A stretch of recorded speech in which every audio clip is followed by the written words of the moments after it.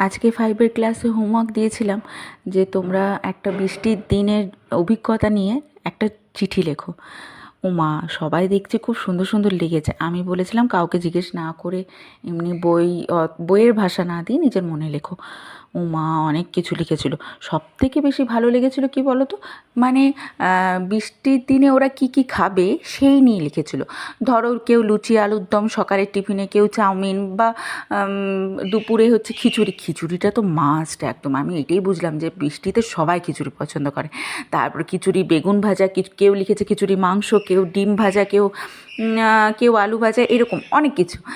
তখনই বুঝলাম যে যার যেটা খেতে ভালো লাগে সেটাই ও লিখেছে। আর সত্যি বলতে সত্যিই আমার এত ভালো লাগছিল না ওদের ওই মনের ইচ্ছেগুলো জেনে, যে ওরা বৃষ্টির দিনে কী কী করবে, কোথায় যাবে, কি করবে, আর কি কি খাবে। স্পেশালি খাওয়াটা জেনে খুবই হাসি পাচ্ছিল।